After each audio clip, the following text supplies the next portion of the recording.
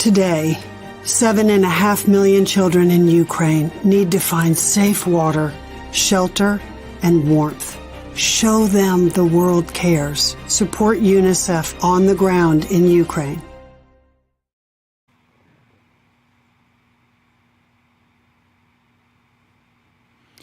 Hello and welcome to the Ukrainian Institute of Modern Art in Chicago. And my name is Steve Robinson, and we are going to be here, believe it or not, until 11 p.m., raising much-needed funds for the war in Ukraine for UNICEF, and to try to do what we can to help alleviate the pain and suffering that is going on. We're going to be hearing throughout the day from a wide range of people who are experts about the situation, very knowledgeable and very caring.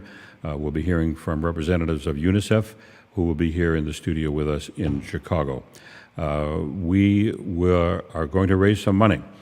Right now, we've been doing a little preliminary fundraising through the week, and we have $5,000 already that has been raised. And we're going to urge you throughout the day, throughout the next 18 hours, to go to the web address that you see on the screen, www.unicefusa.org/streaming. And if you go there right now, you'll see that we're just a titch over $5,000. We're $5,002. And we're going to kick off with a challenge. A very generous Chicagoan by the name of Faye Ferguson has made a $2,000 pledge. She's donating that, and she'd like to have that matched. So the first $2,000 that is raised this morning, she will match dollar for dollar. So if you can pledge 10, that's worth 20. If you can pledge 100, that's worth 200, and just pledge $1.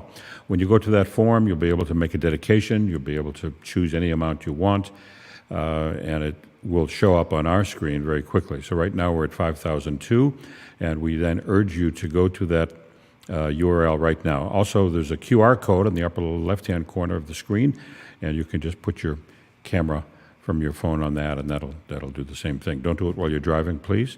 We hope to raise, our goal is 100,000 by 11 p.m. Will we get there? I don't know. But we hope this gives you a chance to show your concern for the suffering in Ukraine. And UNICEF is doing just a wonderful job on Ukraine. They're not newcomers to Ukraine. They've been there for decades. But this is one of the greatest challenges they've ever had. And your contribution right now to that website, www.unicefusa.org/streaming, will get you to the donation website, and it's updated instantaneously. So we'll know exactly how we're doing with the $2,000 challenge. We have quite a lot of pre-taped videos that we have from UNICEF, and we have one that I'm going to play now, which to me is one of the most moving we have. It's 3 kids from Ukraine who taped this on their own, and they got it to us, and this is a very beautiful kind of montage of 3 kids, and hopefully this will motivate you to call. When you hear their struggle, when you hear their courage, and you hear their love for their country. So let's roll with number 14 right now. Всім привіт, мене звати Артем. Я живу в Херсоні під окупацією. У мене є брат-близнюк, його звати Ілля. Коли почалася війна, в мене ця війна забрала грати у футбол, ходити до школи, грати з друзями. З тих пір я не виходив багато днів. Мені страшно, я не знаю, що буде завтра. Із-за цього мені треба ховатися, в підвал ходити. Мені дуже страшно. Я думаю, що ми переможемо, перемога за нами. Ми відвоюємо свої міста, і ми це знаємо. Перемога за нами. Слава Україні! Героям слава! Hi, my name is Diman. I'm from Kyiv, Ukraine, and I'm 16 years old. My whole life destroyed on February 24th because of Russian rockets. School, friends, everything. On 26th of February, I was supposed to have boxing competition. I was writing songs, singing, playing guitar, hanging out with friends, studying, but now it's all gone because of one crazy person and Russian army that killing our civilians and even now bombing our cities.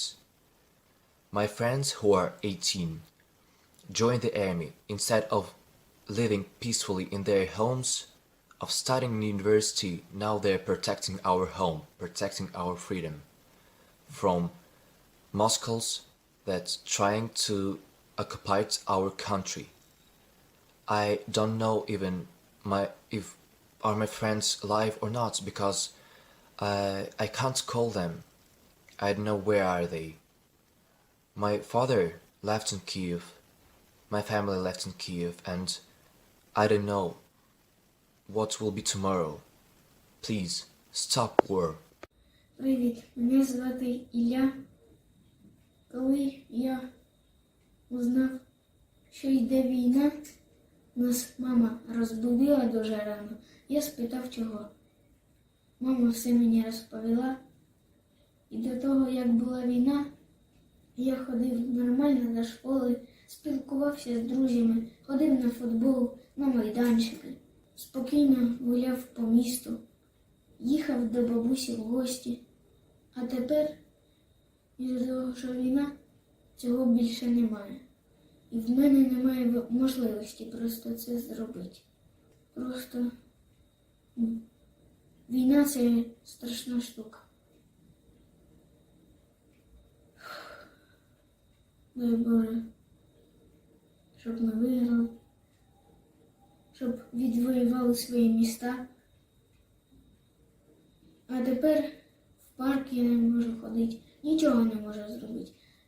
З вулиці не можу вийти, тому що всім кажуть, що там час міни. І взагалі зараз опасно виходить за місто, і Херсон зараз під окупацією.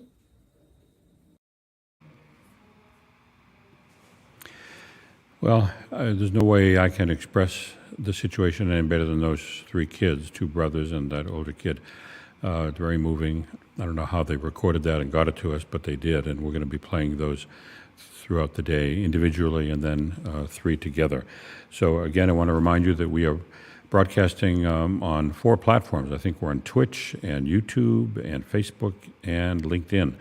And if you're listening on any of those platforms or watching on any of those platforms, we hope you'll go to the website that you can see on the screen, www.unicefusa.org/streaming. We have a challenge. We are trying to raise money for UNICEF between now and, believe it or not, 11 p.m. We have a goal of $100,000. We're just a little bit over 5,000 right now, and we have a challenge from a very generous lady in Chicago. Her name is Faye Ferguson, and she's going to match the first $2,000 that comes in this morning, and we'll be able to update you. If you go to that website or click on the QR code you see on the screen, you'll see how easy it is. It just takes a few seconds, and if you've given already to Ukraine, we thank you for that. If you want to give a little extra, that would be good too. This is for UNICEF, and right now, let me get the number right, our team in Virginia at Virtual Concert Halls has been working on this project for a week and preparing behind the scenes. And so when I say, for example, let's go, don't do it yet, guys, let's go to UNICEF 9, it's being switched from this wonderful company in Virginia, Virtual Concert Halls. And we'll introduce you to the folks behind the switches, behind the boards there a little later in the broadcast. Here in Chicago, I'm at the Ukrainian Institute for Modern Art. And this is an organization that has been around for over 50 years, and you'll hear from the president, Motria, Melnyk, in a couple of minutes. We have a crew here, too. We will introduce you to them throughout the day as well. And everybody is volunteering their time, and we just urge you to go. Now, I'm going to check the website where the grants are coming in, the donations are coming in, see if there's any change. Again, the first $2,000 that's raised, I see we have the first contribution in, so we're now at $5,055, which means we're $55 towards the $2,000 goal. I've done a lot of radio pledge drives in my career, over 100 actually, and it's one thing to ask people to support a jazz and classical radio station, as I've done, but when I do those, I've never felt that I'm on the verge of tearing up, which I'll be doing all today. It's a little different. This is a different cause. So we're going to go now and show you one of the videos that UNICEF has put together, and you'll see what they're doing on the ground. And this is going to be UNICEF. Let me get the number right so the guys, I don't trip the guys up. This is UNICEF number 9. Hello everyone, this is Enrique from UNICEF. I'm reporting from the Moldova-Ukraine border at the town of Palanca, where UNICEF has set up a Blue Dot. The Blue Dot provides services such as psychosocial support for the families that are coming from Ukraine. There are social workers, there are psychologists. It also provides child-friendly spaces for the children who come to be able to play and rest and have a minimum of normality in their current struggle. Dar cel mai mult facem terapie prin joc, deja ținând cont de copil, cât de gata el este să se încadreze în activitate cu noi. Ținând cont și de vârstă, ținând cont și de în localitatea de unde vine copilul, copiii vin diferiți, emoțional diferit. Starea lor emoțională este diferită. Unde copiii sunt stresați și nu se lasă de mămici, se țin de mămica și noi nu putem să intervenim, nu avem niciun drept să-l atragem din brațele mamei nici ca acum. Unde copiii sunt mai descătușați, unde copiii poate să vină și se așeze și doar are nevoie să deseneze, el rămâne el cu gândurile lui și colorează ceea ce el simte, alți copii se încadrează în activități foarte ușor. Ei sunt foarte deschiși, pentru noi este foarte ușor să lucrăm cu ei pentru că noi le cunoaștem limba și respectiv odată ce cunoști limba e un pas deja spre activitatea în continuare. Părinții, cumva, starea emoțională a părinților se transmite copiilor, da? Și dacă părintele cumva apucă așa copilul și strânge la piept și zice nu te temi, respectiv copilul se teme. Sunt situații când părinții atât de emoțional sunt afectați, noi mai întâi trebuie să lucrăm cu părinții cumva și apoi să trecem la copii, da?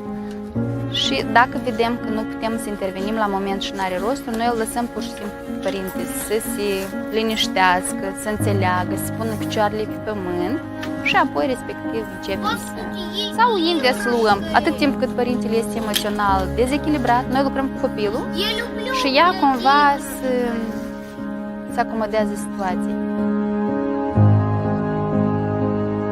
Și în momentul dat sunt părinți care spun, poate să vă cuprind, poate să, da, mulțumesc mult pentru acordul care ne l-ați dat, ajutor, pentru că acești părinți este important doar să stai să-l asculți. Unii părinți sunt care, da, depinde iarăși de categorii. Să înțelegem că nu toți vin aici, vin cei care au nevoie.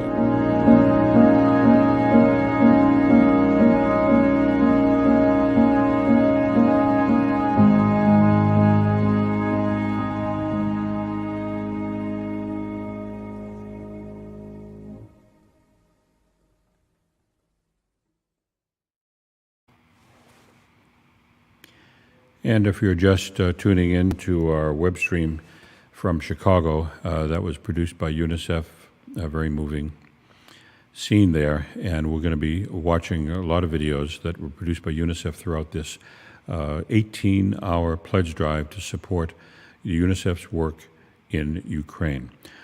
Steve Robinson, I'm broadcasting or streaming, I guess it's streaming, it's broadcasting, I don't know, from the Ukrainian Institute for Modern Art in Chicago. We're going to be speaking with the president of the Institute in a few minutes, Motria Melnyk, and she'll explain why they have donated their space here in a part of Chicago, which is appropriately called Ukrainian Village. And this is a fundraiser for UNICEF. We have a matching contribution which has come in from a very generous Chicagoan by the name of Faye Ferguson, and it's a $2,000 pledge.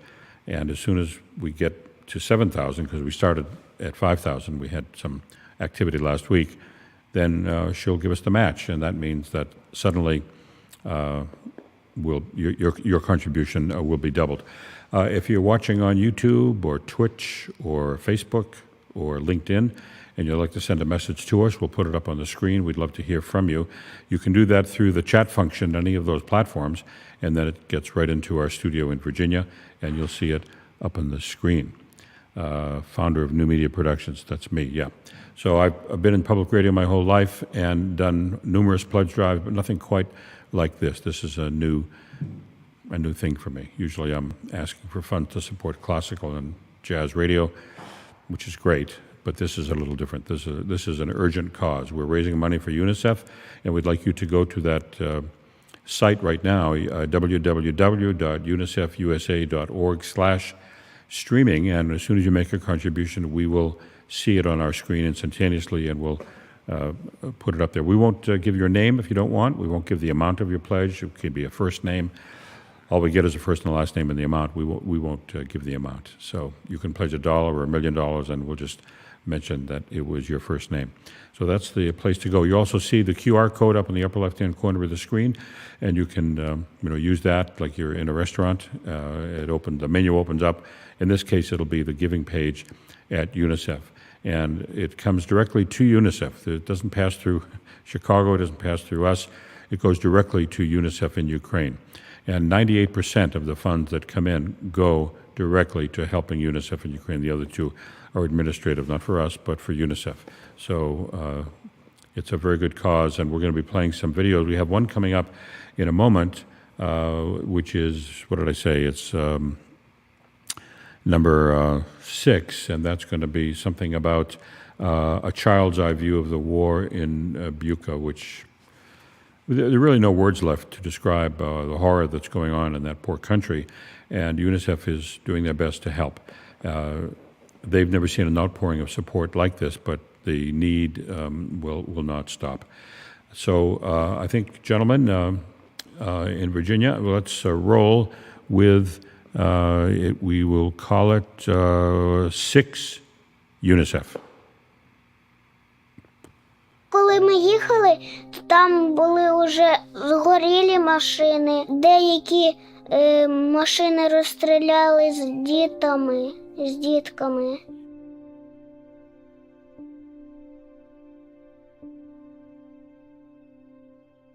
Малий знав, що на нас напали. Я зразу сказав, що війна. І стріляють, бомблять, і треба ховатися.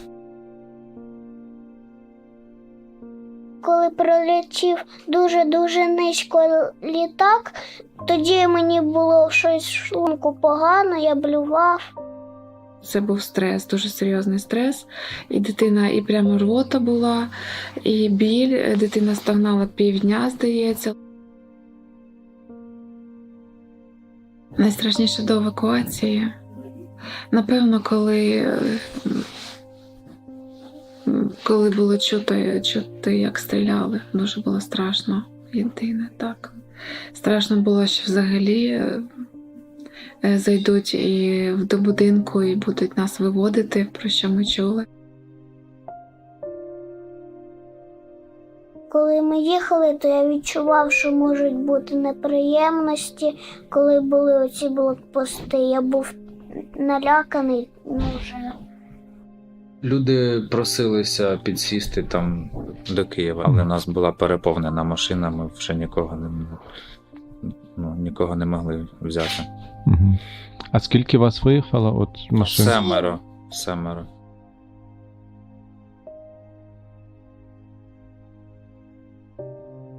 Нас зустріли дуже тепло, нагодували зараз, і як тільки тато відлагодить автомобіль, ми далі рушимо.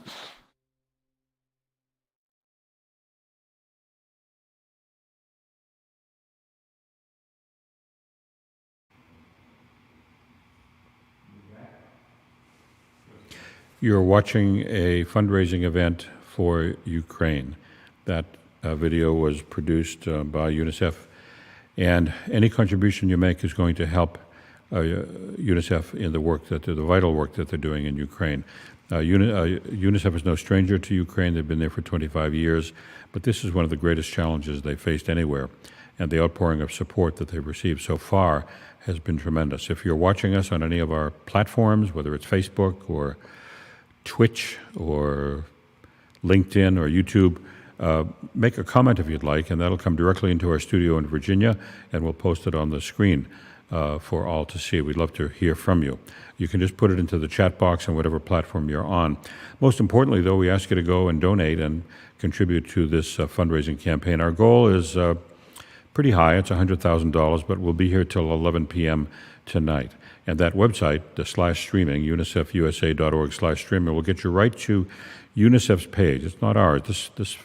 Your contribution goes directly to UNICEF in Ukraine. And the support is vital. The need is vital.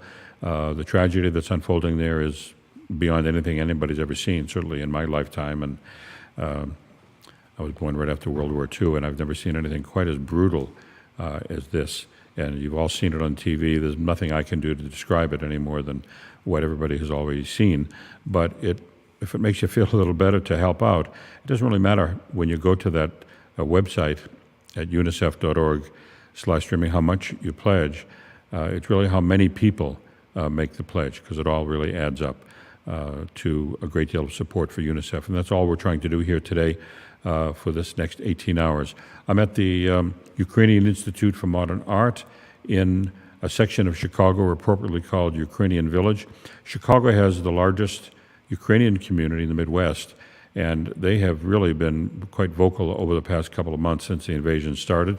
You'll be hearing in a few minutes from Marta Farion, who is very integral to the Ukrainian community here in Chicago. She's been helping the rallies and helping arrange the rallies. There's been about 7 of them in the past 6 or 7 weeks. One of them featured 25,000 people speaking. I was at one a couple Sundays ago with about 500 people and some wonderful speakers. Some of them will be on our stream today. So again, the need is great. We urge you to make a donation. The first $2,000 that comes in, we have $55 towards that already from a local Chicagoan who went to that website and made his contribution, $55. So we're edging towards a match. A very generous lady in Chicago, Faye Ferguson, made a $2,000 pledge, and she'd like you to match it. So the first $2,000 that comes in will be matched. You'll see if you go to that site, we started with $5,000 because we've been doing some activity over the past about the past week, and 7 or 8 or some number of people have pledged already. But we'd like to really increase that right now. So again, if you're watching on any of the platforms we're on, we urge you to tell your friends about it. But before you do that, why don't you go to that website, unicefusa.org/streaming, and make a pledge. As you can see, we'll be on until 11 p.m. Eastern Time. We're on Central Time here, but I don't know what time zone you're on, because on these platforms, we don't know where in the world you are. We do know that it works overseas. We've had some pledges from Europe, and if you'd like to go there right now and make a pledge, make a comment. We'll put your comment up on the screen, whatever it might be, but we really would love to hear from you.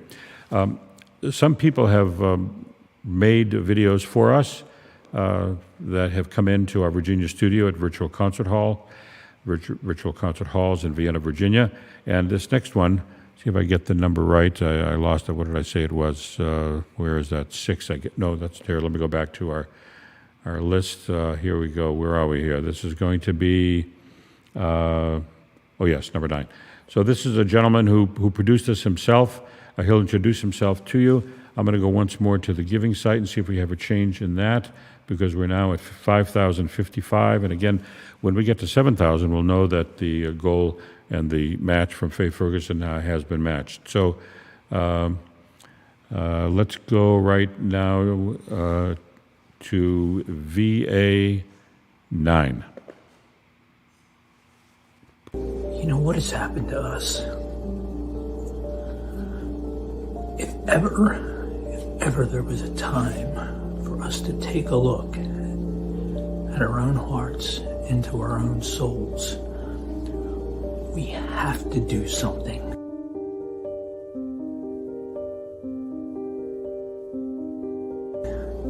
We cannot bear witness to the genocide that is taking place in Ukraine right now. The pictures and the photographs, they don't even capture the real horror that future generations will be going through. Now, I know that there's fear. Politicians don't do anything. They're worried. We can do something, each of us, so we can look at ourselves in the mirror and say, I did something. didn't stand by and watch this happen, please take the time. I don't care if it's a small pittance of money. Send something so that you can feel like you're a part of saving the soul of humanity. Thank you very much. I hope you will.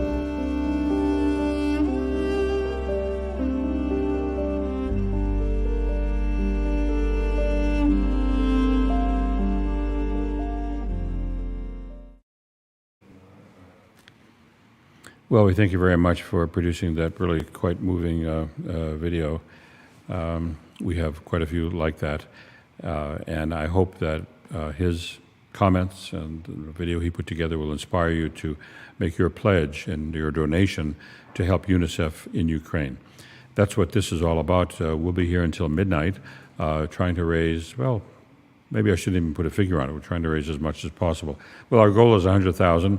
We're on quite a few platforms, social media platforms, and if you're watching right now, we urge you to go to that website. That'll be on the screen in a second, or put your phone up to the QR code. There you go, unicefusa.org/streaming, and the QR code up there in the upper left-hand corner will work, as you know, on your cell phone or other device. So we're broadcasting from the Ukrainian Institute of Modern Art in Ukrainian Village, a section of Chicago. And this is, as I said, the Ukrainian community in Chicago is very big. It's the largest community in the Midwest. In a few moments, we're going to have Marta Farion on, who will talk about the work that she's been doing for over 30 years in Ukraine. She's also the vice president of the Institute. We'll hear a little bit about the founding of the gallery. I have a video about the gallery, which we'll play in a couple of minutes. So if you're on one of those platforms, you'd like to make a comment, it will go right into our studio in Virginia, the virtual concert halls, which is helping distribute the stream from here in Chicago in our studios here. I'd like to thank Bill Yeomans, who is at the controls on the video side, and Erica Runis on the audio side. They've been here for days. And John Tichota, who is also helping out. We're all volunteering. Nobody's getting paid. And we urge you to support, not us, but really the work that UNICEF is doing in Ukraine. So we'll go once more to our site, see if we have any more contributions. We'll give you an update. If you go to the site, you'll see that, well, you won't see, but the total changes instantaneously. So right now we have close to, a little under 2,000 to go to meet our goal of, the initial goal of a match from Faye Ferguson. Faye is a Chicagoan, and she's contributing $2,000, but we'd really like people around the country, around Illinois, around the world, who are watching this stream to go to that site and match it. And you can pledge, if we got 2,000 pledges of $1, we'd be happy. If we got 2,000 pledges of 10 or 20, it really doesn't matter how much you pledge. It really matters how many people are moved to help what UNICEF is doing in Ukraine. So we're going to go to another video. Let's see, we have so many to choose from. We have, UNICEF has produced some marvelous and very kind of heart-rending videos about what's going on there. Let's put, let's see, gentlemen, how about if we put two together? Let's go to UNICEF 2 in a minute, if you can. I don't know whether you can. Well, let's just try UNICEF 2, and then we'll come back and we'll choose some others. So let's go to UNICEF 2.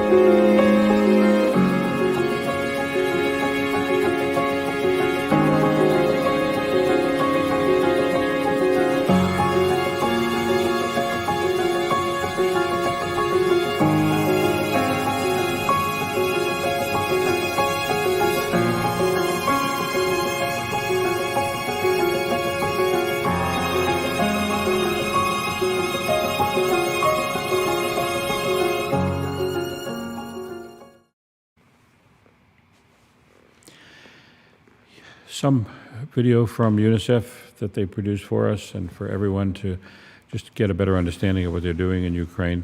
We're going to go to another video, in a minute. That'll be, gentlemen, that'll be video 7, talking about, well, you'll see what they're talking about there. Just a little bit about the match. We have Faye Ferguson has made a $2,000 contribution. She's a Chicagoan who believes in helping out, and she would very much like to see that pledge matched. And you can do that by going to the URL on the screen, www.unicefusa.org/streaming, and you'll be taken to the UNICEF giving page. And I want to stress that all of your contribution don't go through Chicago, don't go through the Ukrainian Institute of Modern Art. Goes directly to UNICEF and the work that they're doing in Ukraine. UNICEF is no stranger to Ukraine. They've been there for 25 years, and we'll have more information about UNICEF as this broadcast and this streamcast continues. I'm at the Ukrainian Institute of Modern Art. In a moment, after this next video, we'll talk with Marta Farion, who is very, very involved in the Ukrainian community, and we'll see what she has to say. She's been working around the clock since the invasion started, organizing rallies and concerts and helping out in every way she can. We'll hear from her in a minute. So let's go right now, gentlemen, to, what did I say? This will be UNICEF 7.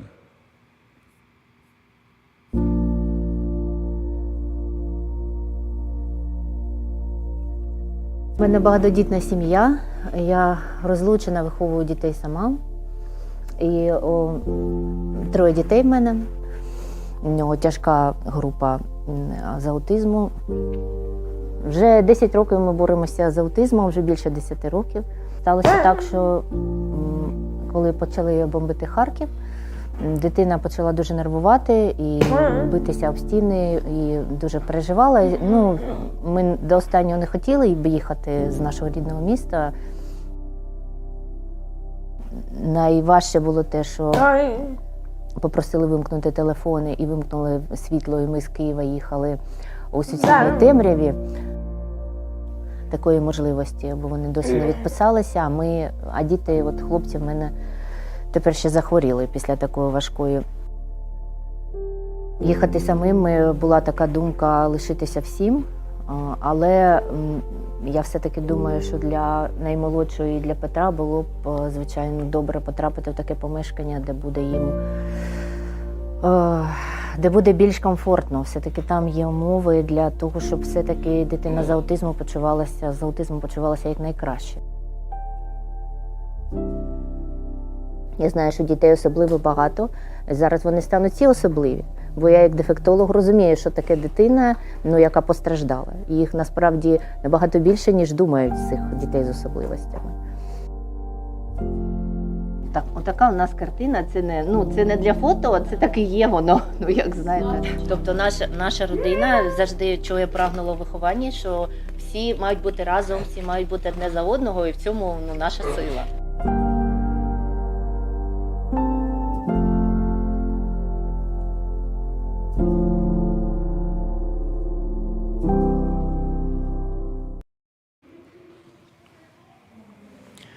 And I'm here with Marta Farion, well, Marta, you introduce yourself, and you have so many titles, and you've done so much work in Ukraine. And I know you're also the vice president of the gallery, but you're also very involved with the educational institutions in Ukraine. And you are, tell us your title as president of the... Kyiv Mohyla Foundation. Yes. Are we on? Yeah. Yeah, I'm Marta Farion, and I'm here at the Ukrainian Institute of Modern Art with Steve Robinson, and it's a pleasure to be with you. Thank you for doing this for the children of Ukraine and for UNICEF. I am a vice president of this Ukrainian Institute of Modern Art. It's an organization that was founded over 50 years ago, and I'm very proud to be part of it. But I wear many hats. Originally, I worked as an attorney for 23 years, and then I switched to nonprofit work. I'm president of the Kyiv Mohyla Foundation. I know that the name is long, but it is the name of Ukraine's oldest university. founded over 400 years ago. And our organization is a 501c3 nonprofit organization formed to help the university in Ukraine. Of course, I'm very, very worried about the students and the faculty members who were forced now by circumstances to join the war. Many of them are in the military, but the university continues to work, and they have online courses even with all the students that had to escape and had to leave. So I'm also very active in the Ukrainian community as vice president of the Ukrainian Congress Committee. So it's all these different positions obviously came together now because we are doing everything possible to organize rallies, to organize help for the children, for the people there. And obviously we are working with members of Congress, asking and requesting the US government and President Biden to increase the weapons that they are sending to Ukraine so that Ukraine can defend itself against what's coming in from the sky. That's why they're saying close the sky. They need anti-missile weapons and weapons that will prevent the bombing, because Putin thought he would be able to completely take over the country and take over Kyiv and the government between 3 and 5 days. Well, we are now almost at 60 days, and the Ukrainians bravely defended their country. And as you can see on television, you have even grandmothers and everyone involved in this effort to defend. And I'm very proud of the President of Ukraine, President Zelensky, who decided not to escape and not to leave the country, but to stay with his people, and he inspired his people to defend the country. So all of this has come together, but war is horrible, but this particular war is just awful because Russia is bombing civilians, and among those civilians there are many, many children. And you can see pictures of mothers with children, grandmothers with children escaping, walking for miles and miles and miles, and waiting at the border with Poland and other surrounding countries to get through. So there are so many refugees. And among those refugees, there are so many children. So we need to help those kids. I have great hope that the war will end in a few weeks. Ukraine will be victorious. And that's why I'm wearing what I'm wearing, because it's a traditional Ukrainian embroidery from the center of the country, from the region of Poltava. And it is symbolic of the tree of life and hope. So I hope that we can bring a lot of hope to the children and the mothers and the grandmothers that are there. Thank you, Marta. We're going to hear more from you because I want to find out more about this 400-year-old university. Gentlemen, we're going to run a film from UNICEF, and this is UNICEF 10. I think I want it in there. Thank you. Yeah, so I guess I'm talking too much. No, not at all.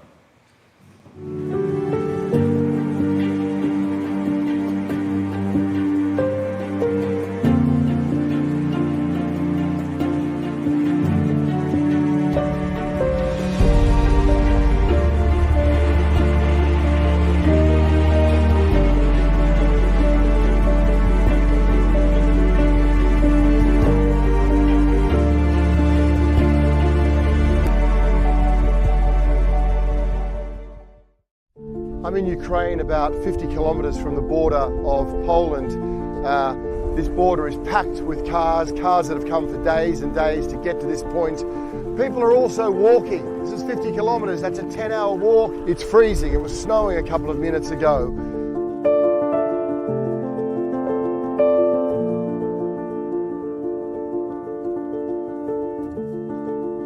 Today has been a day soaked in sorrow, more stress and sadness than I can almost ever remember seeing. I'm just watching all day fathers farewelling their daughters and their sons as they're fleeing across into Poland, husbands farewelling their wives, families being separated. It's gut-wrenchingly sad. But amid all of that sadness and sorrow, then you find places like this where communities rally round, where communities are here from dawn till dusk, cooking food, looking after children, helping people on that journey. That's also what's happening here amid the crisis in Ukraine.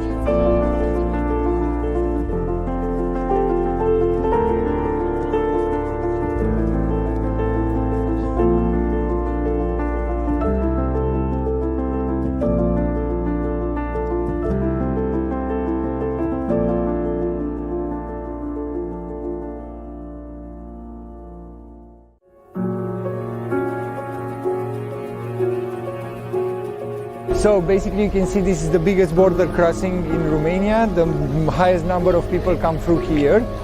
And let me walk you to the Blue Dot and show you what we did. A Blue Dot is a one-stop shop for a range of services being provided to the kids and their families crossing the border here at Siret, from counseling to a warm place to rest and access to Wi-Fi. They're very visible. The UNICEF blue is here. Also, we hung one from the tree. These are the two containers with the resting area. They're well equipped and warm inside.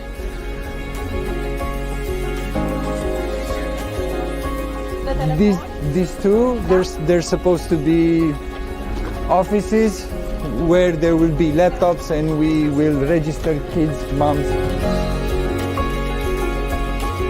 We're passing off the Blue Dot to the local authorities, and they're the ones that are gonna manage it from now on.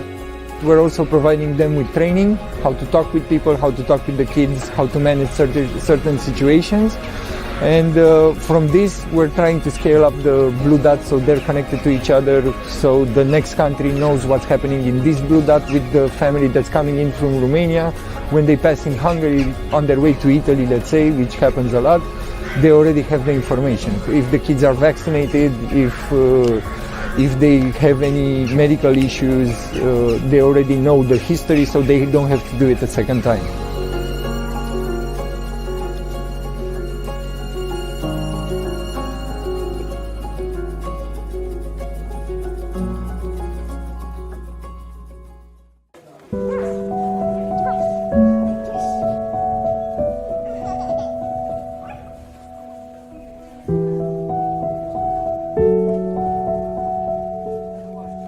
This is full of people who've come, are trying to get out of Ukraine because the conflict won't end. And it's surrounded by toys, by food, by volunteers, by gifts from everyday Ukrainians who just can't do enough.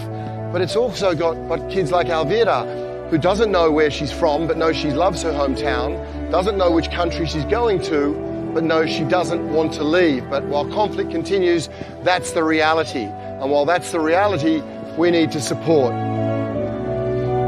Thank you. Today, 7.5 million children in Ukraine need to find safe water, shelter, and warmth. Show them the world cares. Support UNICEF on the ground in Ukraine.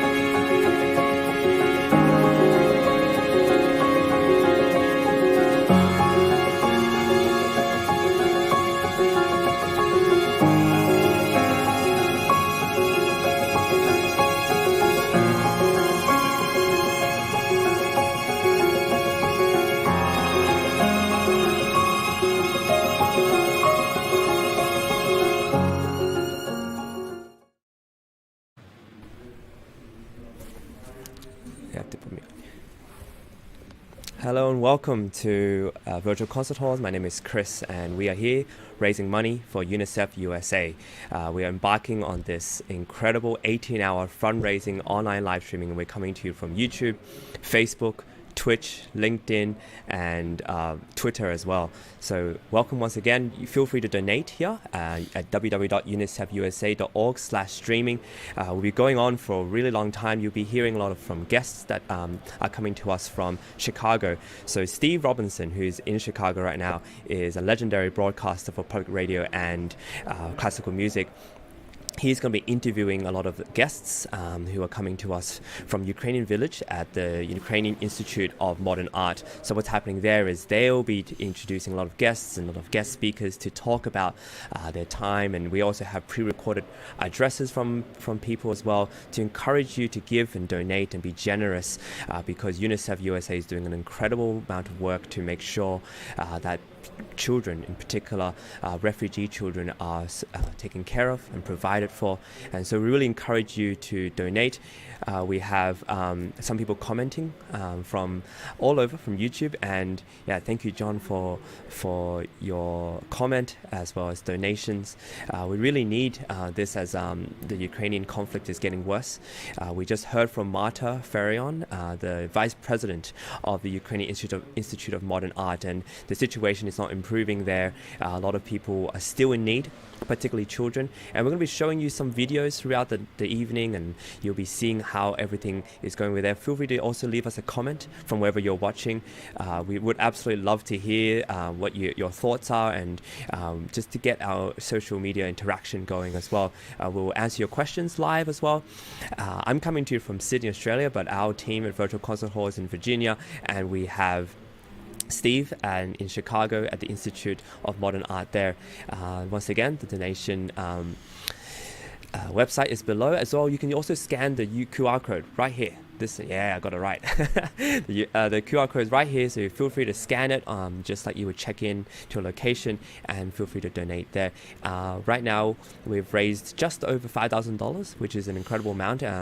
We've been doing some warm-up live streams in the past few days to get our algorithm going, but also to raise awareness to this, so that this 18-hour is as jam-packed full of incredible videos and guest artists and guest speakers.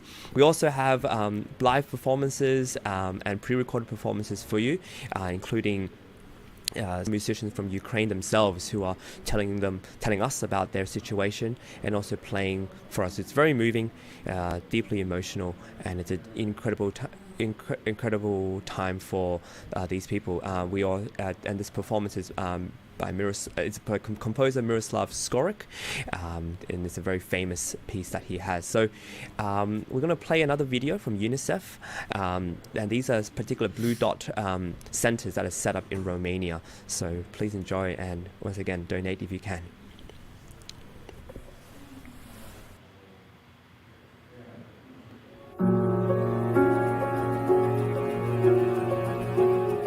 So basically you can see this is the biggest border crossing in Romania. The highest number of people come through here. And let me walk you to the Blue Dot and show you what we did.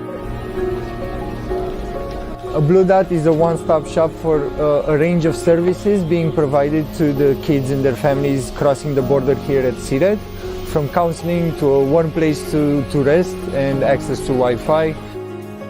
They're very visible. The UNICEF Blue is here. Also, we hung one from the tree. These are the two containers with the resting area. They're well equipped and warm inside.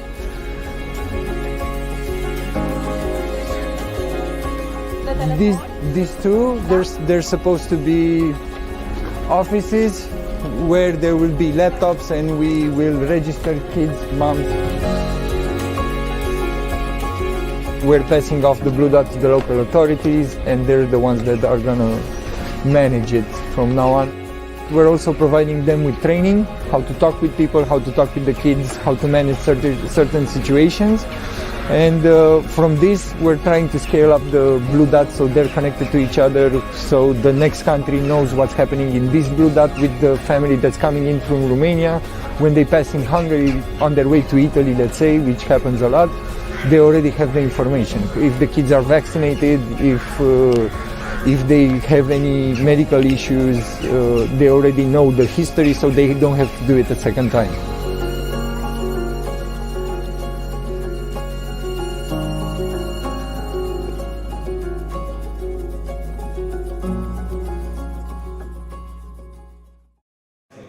Hello and welcome. My name is Chris and I'm coming to you from Sydney, Australia. Currently we have an 18-hour broadcast from all over the world. Our team is actually based in Virginia. We have Steve Robinson, legendary broadcast, public radio broadcaster, host, who's coming to us from Chicago. And he, alongside the Ukrainian Institute of Modern Art, is actually presenting a lot of guests and making sure that this 18 hours is filled with a lot of people from potentially important people from Chicago, let's just say, and other guests who will come to talk about their story behind wanting to support Ukraine, wanting to support UNICEF USA. And so we really encourage you to donate to this cause. Throughout these 18 hours, we'll be telling you more and more about it, and there'll be videos, pre-recorded messages, as well as music to try to give you a sense of what the lives are of the people who are there. We really are passionate about trying to raise money for these children over there who are suffering. You just watched the video called the Blue Dot Romania, where UNICEF has set up all these centers that refugees coming from Ukraine to Romania have a place to stay, somewhere to a little safe haven before moving on to get their papers and try to form a new life. It's really important that you donate so that these kids have the necessary supplies. We just heard from Marta Farion, who is the vice president of Chicago's Ukrainian Institute of Modern Art, and what she's doing there is incredible. She set up 2 incredible studios in their gallery, and you'll see more of this gallery when we have Steve Robinson coming back to give us a little show from there. And they've set up galleries so that these broadcasters can show up the art that's by Ukrainian artists, as well as provide a platform for people to be interviewed and for guest speakers to tell their stories behind this. And we really encourage you when you're watching, and we have quite a few people watching here, to leave a comment or any questions you may have for us. We are trying to raise money for UNICEF USA, and they're doing incredible work down over there in Ukraine, people who are actually there to make sure and take care of children. And we'll show you more videos about this, and it's a really sad situation that we are seeing. It's really important that we have your support and your generosity. And this is an 18-hour fundraising live stream. So throughout these 18 hours, we just started. We've only been up for about 53 minutes, and we've still got a long way to go. But this is part of the fun. This is part of the journey, and we're really, really excited about it. The situation in Ukraine is definitely getting worse.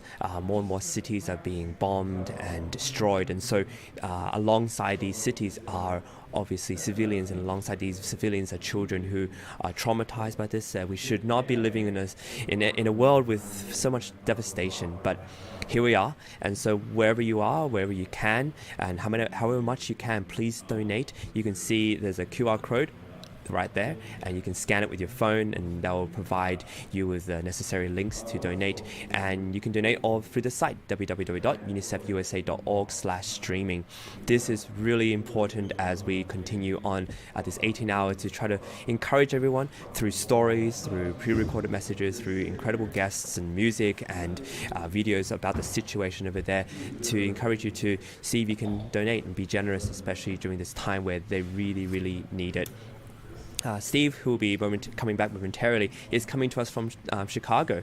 It's really cool. I'm here in Sydney, Australia. He's in Chicago. We're all working hard to put all this together. The team at Virtual Concert Halls is supplying and providing a lot of this technical support, and we thank them very much for it. It's a lot of work, but I'm sure that it is going to be really worthwhile. In a moment, we're going to play a little testimony from a child who's actually coming to us from Ukraine. He recorded it and sent it to us, and it's a really sad portrayal of what's going on. It's definitely not what a child should be going through. This is a time of such prosperity in the world, and yet there is still so much devastation, destruction. Our childhood's very precious, and to have such a traumatic childhood is definitely not easy. So whatever you can do to support these kids, these children from Ukraine, we really deeply appreciate it. So now we'll watch this testimony from Artem.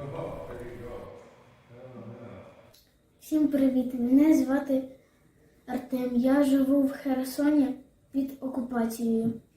У мене є брат-близнюк, його звати Ілля.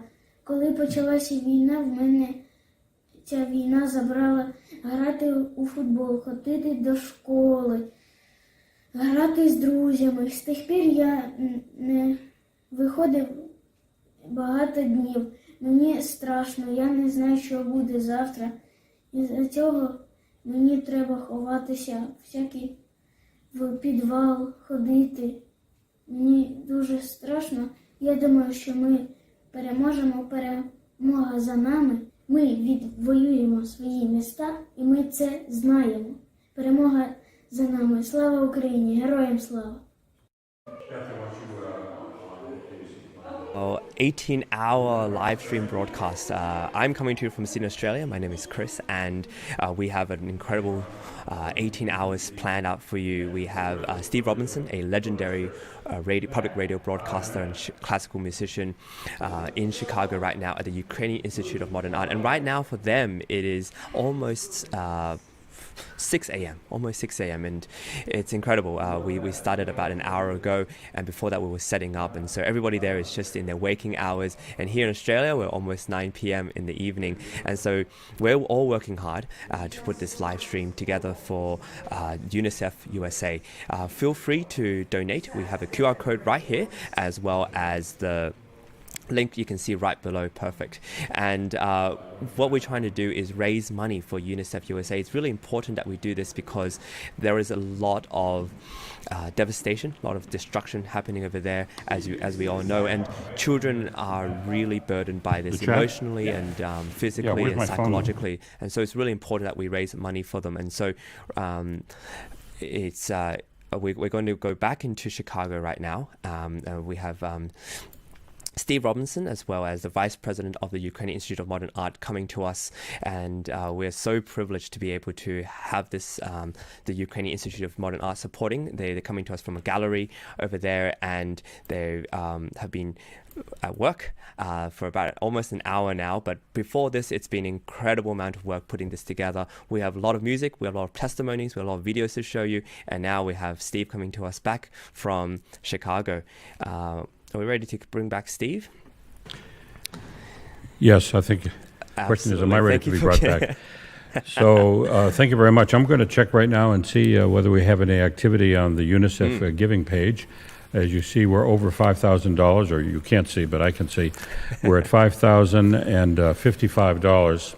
And we have a challenge on the table.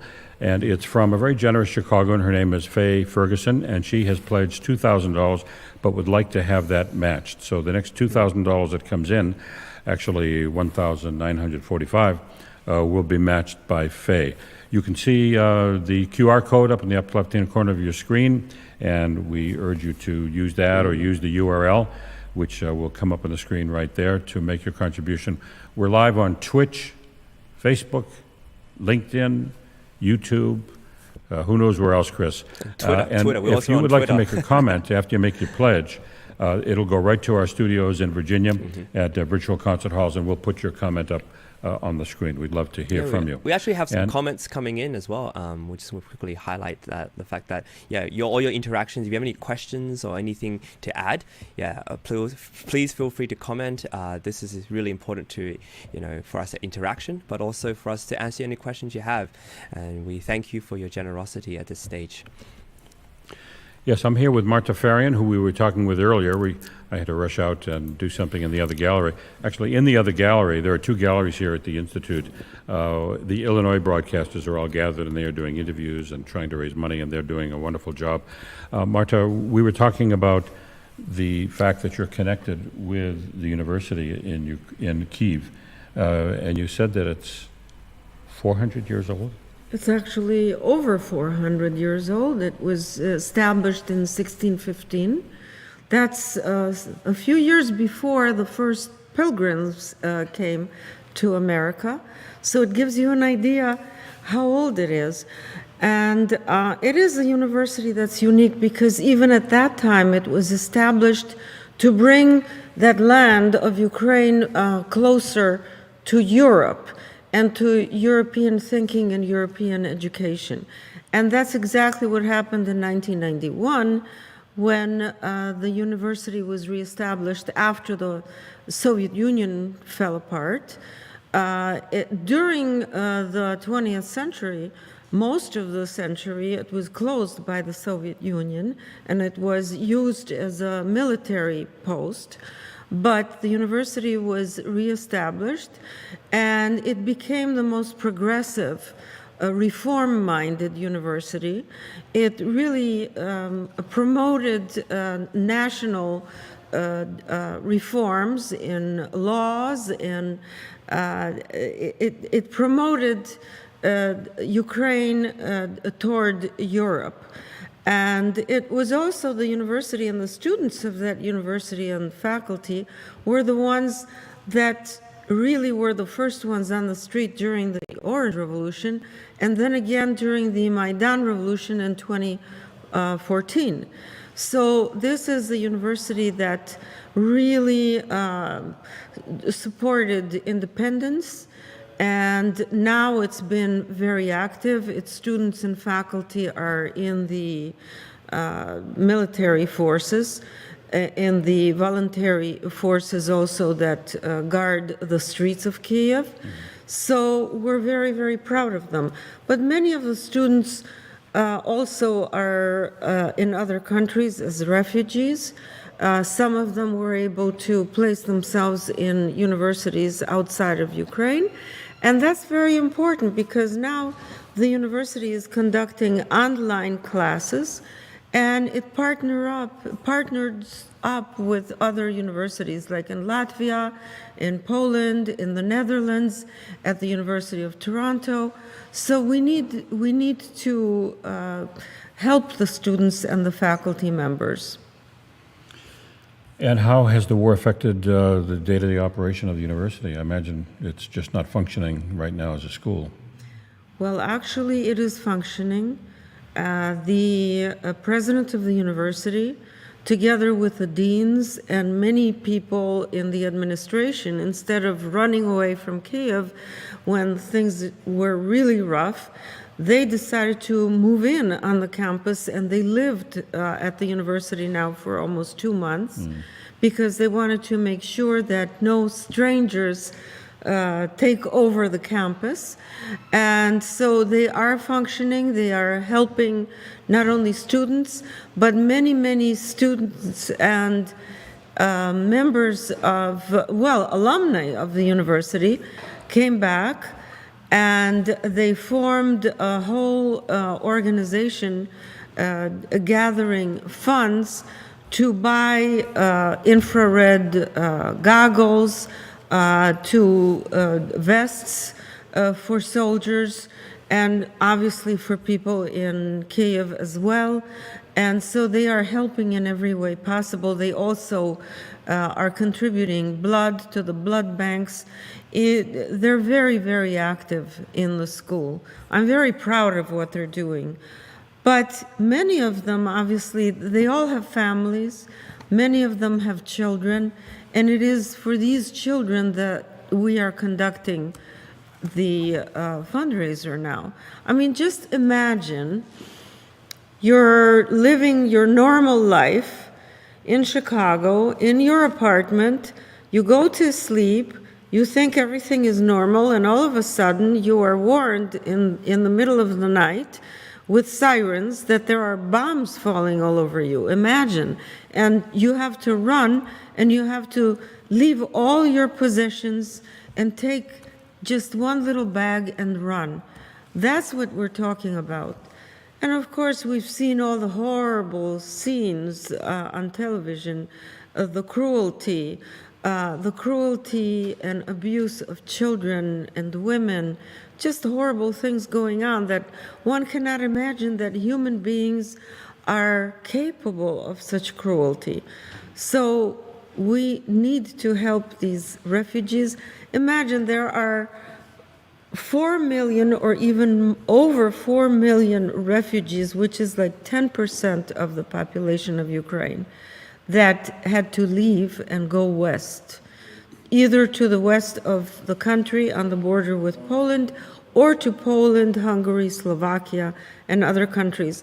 And I have to tell you that Poland, both the government and the people have been so generous, and we are so grateful. But here in the United States, everywhere I go, people have blue and yellow colors everywhere, and they're so supportive. So I think that with this particular fundraiser for UNICEF, we are showing how much we support Ukraine. People ask, how can I help? Well, here it is. This is how you can help. You've been talking just now about children. We have 3 children who recorded videos for us who are in Ukraine. I don't know if you've seen them, but we're going to play them right now. This is VA 14. Всім привіт. Мене звати Артем. Я живу в Херсоні під окупацією. У мене є брат-близнюк, його звати Ілля. Коли почалася війна, в мене ця війна забрала грати у футбол, ходити до школи, грати з друзями. З тих пір я не виходив багато днів. Мені страшно, я не знаю, що буде завтра. Із-за цього мені треба ховатися, всякий в підвал ходити. Мені дуже страшно. Я думаю, що ми переможемо, перемога за нами. Ми відвоюємо свої міста, і ми це знаємо. Перемога за нами. Слава Україні! Героям слава! Hi, my name is Diban. I'm from Kyiv, Ukraine, and I'm 16 years old. My whole life destroyed on February 24th because of Russian rockets. School, friends, everything. On 26th of February, I was supposed to have a boxing competition. I was writing songs, singing, playing guitar, hanging out with friends, studying, but now it's all gone because of one crazy person and Russian army that killing our civilians and even now bombing our cities. My friends who are 18 joined the army instead of living peacefully in their homes, of studying in university. Now they're protecting our home, protecting our freedom from Moscows that's trying to occupy our country. I don't know even if are my friends alive or not, because I can't call them. I don't know where are they. My father left in Kyiv, my family left in Kyiv, and I don't know what will be tomorrow. Please, stop war. Привіт, мене звати Ілля. Коли я узнав, що йде війна, нас мама розбудила дуже рано. Я спитав, чого. Мама все мені розповіла. І до того, як була війна, я ходив нормально до школи, спілкувався з друзями, ходив на футбол, на майданчики, спокійно гуляв по місту, їхав до бабусі в гості. А тепер, із-за того, що війна, цього більше немає. І в мене немає можливості просто це зробити. Просто війна – це страшна штука. Дай Боже, щоб ми виграли, щоб відвоювали свої міста. А тепер в парк я не можу ходити, нічого не можу зробити. З вулиці не можу вийти, тому що всім кажуть, що там зараз міни. І взагалі зараз опасно виходить за місто, і Херсон зараз під окупацією.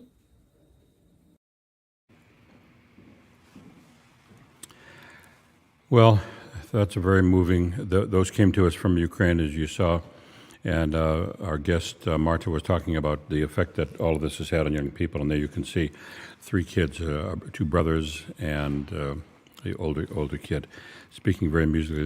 And the most inspiring thing to me was they said they're scared, but they're also confident that they're going to win, and they want their country freed. And joining me right now, we're broadcasting from the Ukrainian Institute for Modern Art, and joining me is the president, Motria Melnyk. Motria, thank you for coming. It's a pleasure, Steve. Now, you recorded your own little 2-minute video, not little, it's short, but it's very powerful. And we're going to, as a way to introduce you, we're going to watch your video. And this, I believe, is VA 13. So let's go with that.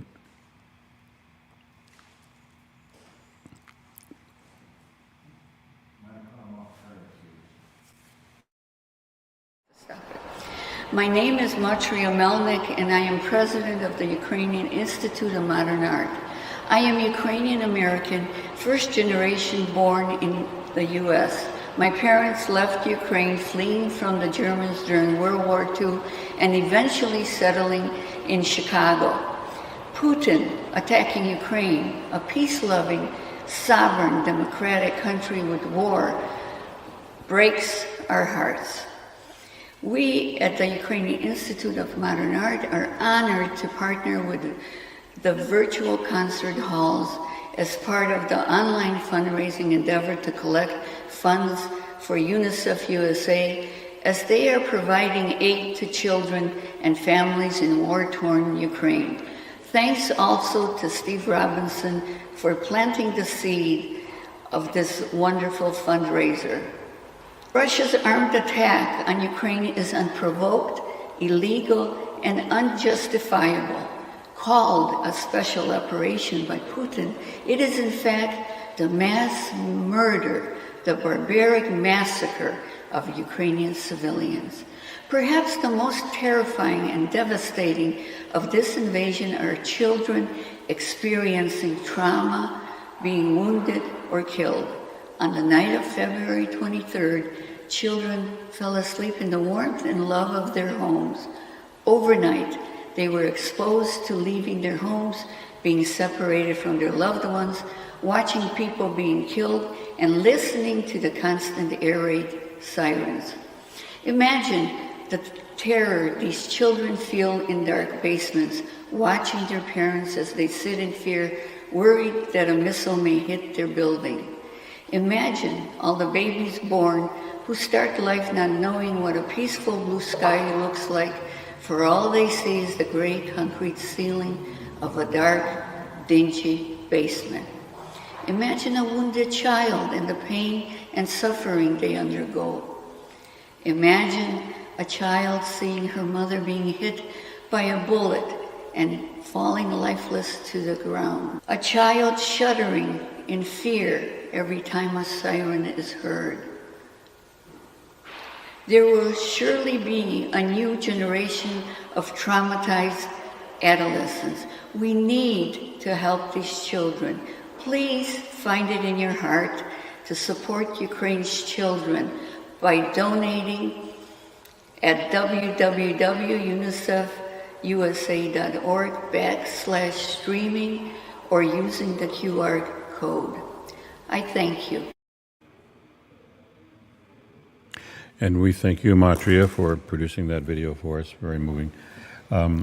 We're going to, in a minute, go to just the first couple of minutes of the video that is about the Ukrainian Institute. But tell us just a little bit about the founding of it. And it wasn't founded last week, was it? No, it wasn't. Actually, there's some similarities between what's happening now and what happened during the World War II, because the founders were refugees as well. They had to leave Ukraine because they had to flee the Germans. And so they, were in DP camps, which is displaced persons camps. They stayed there a while, and after some time, they all went to different countries to start a new life. And a group, as my parents did, came to Chicago, the bigger cities, to find work because they had nothing. They also came with one suitcase and no language, nothing. So what happened was, I'm going to go quicker in time. In the 60s, if you knew about Ukraine, Ukraine was under the Soviet system, and they were persecuting artists, writers, because these writers and artists wanted to create their own. The artists wanted to do contemporary art, avant-garde and things like that, and the Soviets wanted them to do this style called Soviet realism. So many artists, many writers were put in jail, went to Siberia, or were killed.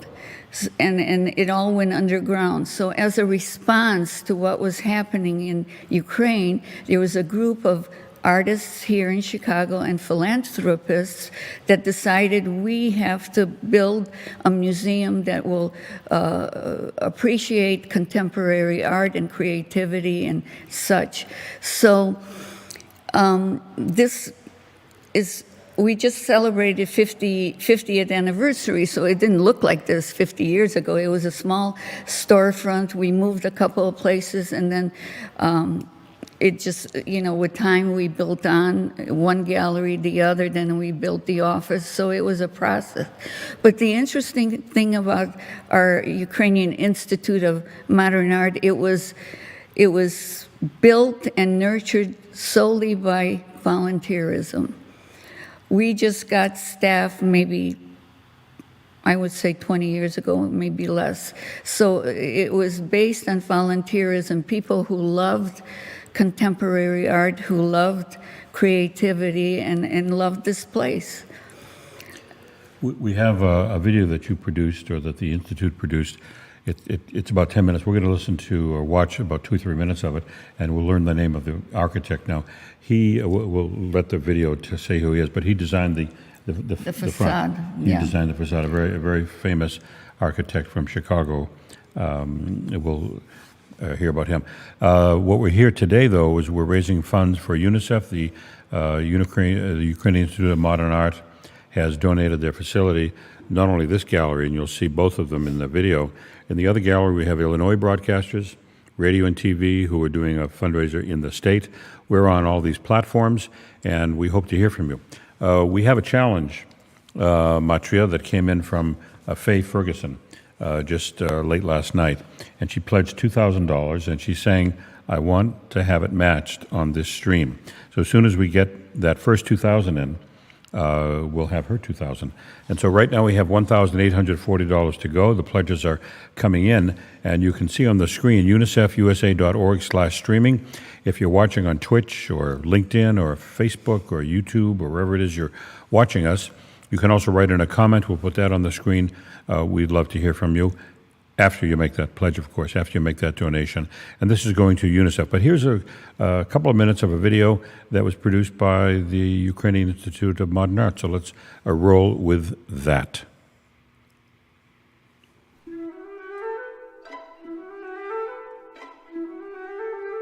"50 years ago, while the world was racing to put forth the first man on the moon, a group of visionaries in Chicago were charting unknown horizons by creating an alternative exhibition venue for Ukrainian contemporary artists. They named it the Ukrainian Institute of Modern Art. Within a few years, a larger space was necessary, and in 1978, a new location was purchased and renovated.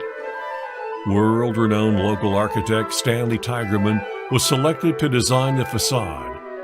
He chose a minimalist design with white undulating walls and preserved the original 3 medallions on top of the building to reflect the purity of art.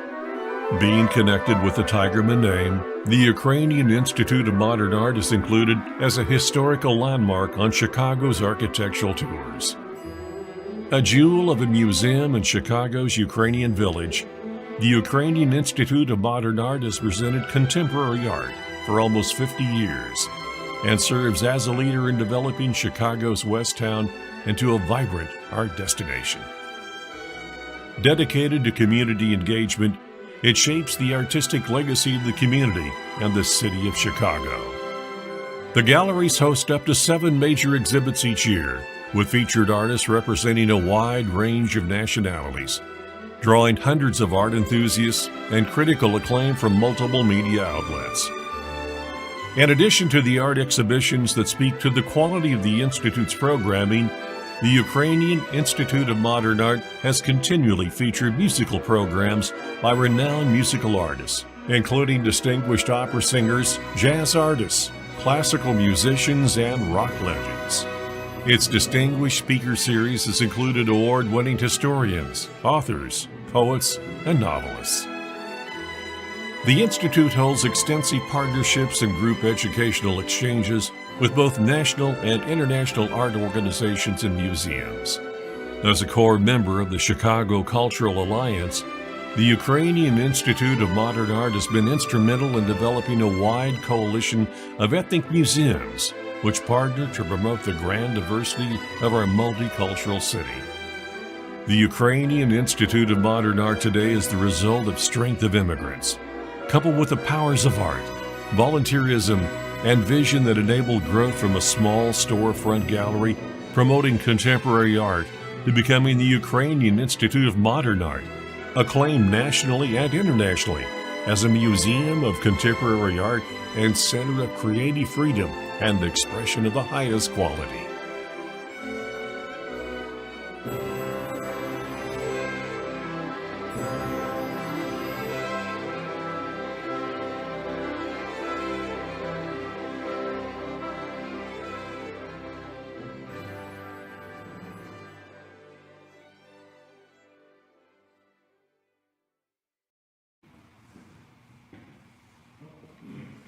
Oh, there we go.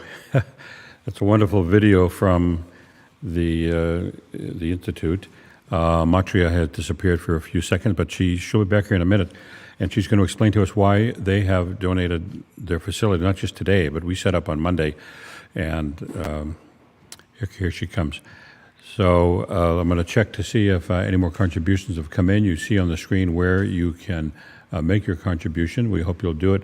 We're here at the Ukrainian Institute of Modern Art, and we see that we now have a little bit more towards our goal. We have raised $5,370. Now, we started with $5,000, and we have a $2,000 challenge. So when we get to $7,000, that challenge will be triggered in. So we have, my math is right. Remember, Eric, my little pads, yeah. Okay, so we need 1,000, what is it? Where is that? Yeah, $1,630. Did I do it right? $1,630 to get to the challenge. Faye Ferguson, a very generous Chicagoan, has made that pledge. She made it late last night and said, I'd like that matched. And so we have $1,630 to go. You can see on the screen where you make your contribution, and we'd love to hear from you. Now, Motria, that was a beautiful video that the Institute produced. Why exactly have you thrown your studios and galleries open to us today? Well, for a number of reasons. One is that Steve came to us and planted the seed, and we're very fortunate that we can do something like this. The other reason is, you know, we're Ukrainian. But I'm first generation born here. So, but I was raised as a Ukrainian. So, you know, the country of Ukraine is very important to us. Actually, I didn't see the country until I was an adult. But my parents were able to instill this love for the country without me even seeing it, you know. I saw it through pictures, but I imagined it as well. And all the wonderful, I know there are sites that are UNESCO sites, like the St. Sophia Cathedral and the Lavra. They're all UNESCO sites. And when Putin was approaching, his army was approaching Kyiv, I was worried that they might just bomb these amazing treasures that Ukraine has. But why are we doing this? We're doing this because what is in the year 2022, it's unbelievable that a country that is peace-loving and sovereign and democratic can be attacked with war by a neighboring country. It's just hard to, it's unfathomable. So, and then when it all started, and he started, it was a massacre. He started killing mothers and children and whoever was in the way.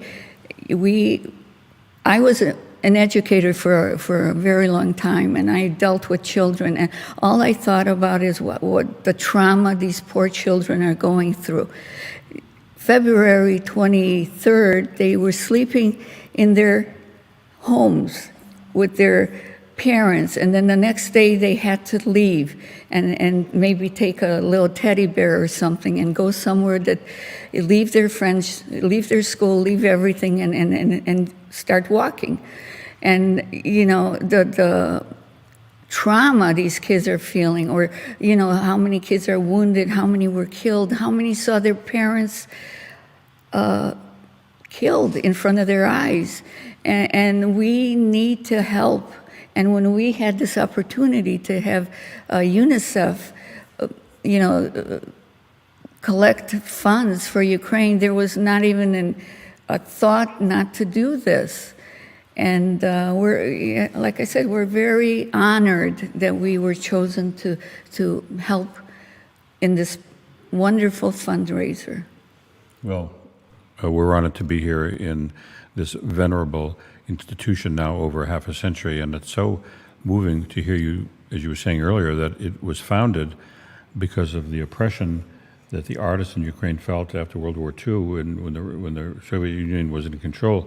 And this place we're in is an expression of the freedom that the artists wanted, and you and your colleagues built this over 50 years.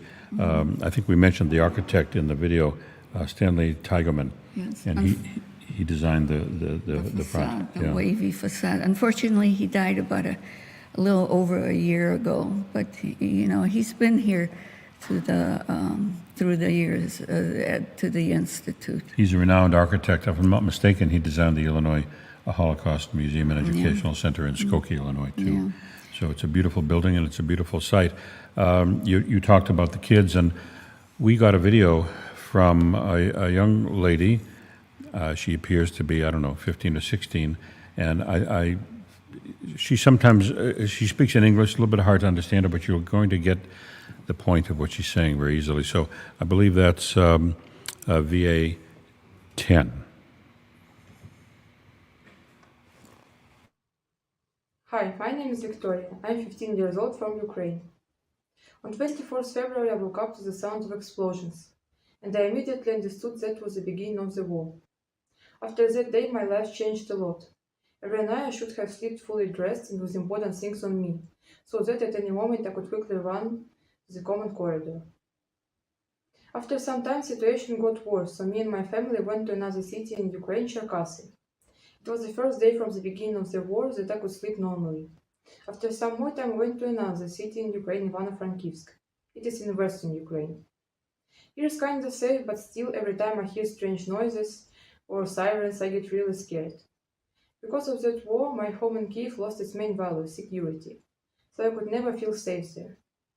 And now let me play you the national anthem of Ukraine.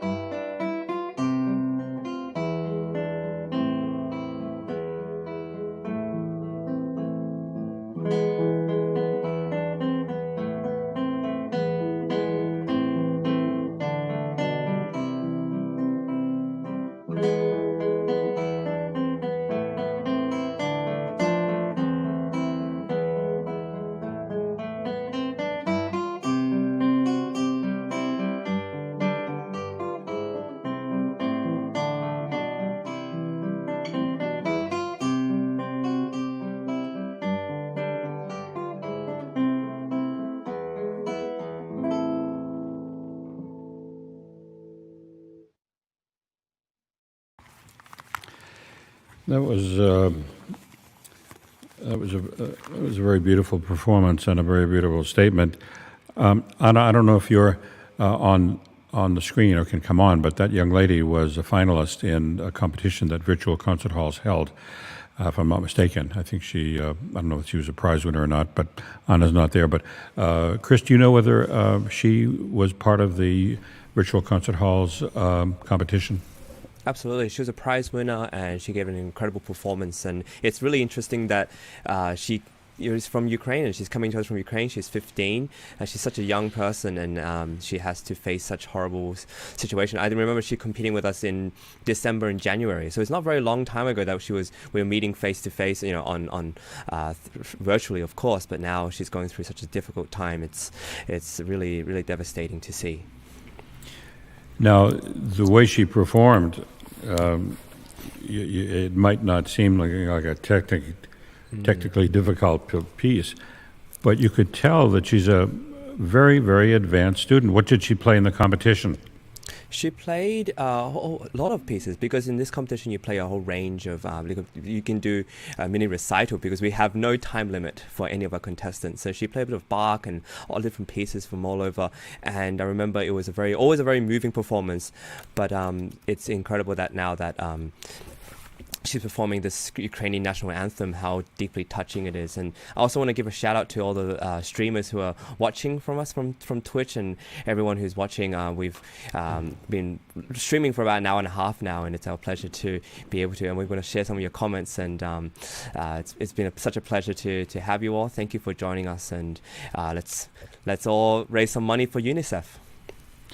And you can do that by going to the website. It's www.unicefusa.org/streaming, and we do have a challenge. Now, if somebody would like to step up and pledge $1,000, that will get us closer to the challenge. It was a $2,000 challenge, and it was sent in by Faye Ferguson, a Chicagoan, and the last time I checked, we had about $1,840 to go, maybe a little less than that, and we'd love to have you go there now. Are these all from Twitch that we're seeing? Thank you, Pando and Virya. Where are those from, Chris, that we're watching on the screen? Twitch. Yeah, these are all amazing friends of a brilliant support of ours at Virtual Concert Halls. Avguste Antonov, who's been just such a great support and sending all these people from Twitch over to watch our live stream. So we really thank everyone who's joining us, and it's such a pleasure. Thank you for helping us and raise money for UNICEF. Well, I'd like to appeal to the Twitchers. If you're twitching along with us right now, we'd like you to go to the website that you can see on the screen there, unicefusa.org/streaming. And if you are on Twitch, actually, we did the first classical music broadcast on Twitch, didn't we, Eric, some time ago? And believe it or not, yes, that's true. So if you're on Twitch, we love Twitch, and we hope you'll twitch over to unicefusa.org/streaming. It doesn't really matter how much you pledge. If you go to the little giving site, you'll see you can put in any amount. You can put in $1 million, or you can put in $1, and it all adds up to support for what Ukraine is doing on the ground for children and families. And their effort is just remarkable. And the stress that they're under and where everybody's under in Ukraine is just beyond belief. So and for your convenience, August is the one who organized right the Twitch community. We thank him for that. Chris? Oh yeah, the QR code is right above where my finger is, and you can just, it's for your convenience. It's really just scan it with your camera, with your phone, and you're there. So we've got everything set up for you to be able to donate as quickly as possible. So again, if you're watching on Twitch, we'd like you to register your approval by going to that website and making a contribution. Again, it doesn't matter how much you pledge. We don't really care. We never announce anybody's name or the amount. We might say the first name, John just pledged $1 million, or Alice just pledged $1.50. It really doesn't matter. That's a QR code on the screen, and that's the place to go. So, Motria, any closing comments before we go to another UNICEF video? Sure.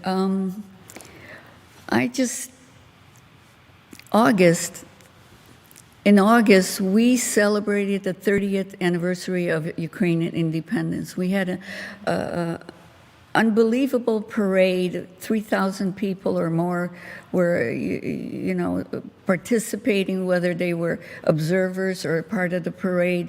Everybody was in such a happy mood, celebrating that Ukraine was, has become cosmopolitan. It was so, democratic and everything. And 6 months later, Putin decided to attack. And it's just so disheartening to see what he is doing. And I surely hope that everybody can, like Steve said, pledge anything, but to pledge so we can help those mothers, those children, and those soldiers, and we can overcome this war, because Ukrainians don't give up. They're going to fight till the end because they want to be free, they want to be sovereign, they want to be European. So please think about, open your hearts, and please donate to UNICEF. Thank you. And we were talking about that young guitarist who was on, and Chris was saying that the people in Virginia who are streaming this run classical music competitions, and she was competing, and just a few months ago she was just normally playing and competing with the other people from around the world, and then suddenly her life just got all turned around. Is Anna there? Has she popped back in? Anna is the head of virtual concert halls.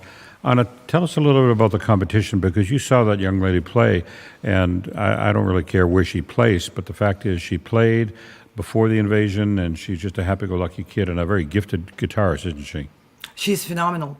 She was one of the prize winners, and it's very challenging for guitarists to win in the competition where they're competing against pianists just by the nature of the instrument. But she was able to bring such an intimate quality of her dedication to her instrument and to the music.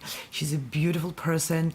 She gave a few brief interviews, and she's very insightful. And she was just a normal kid and preparing for more study in Europe, and she was connected with one of the judges, and she was able to get more lessons.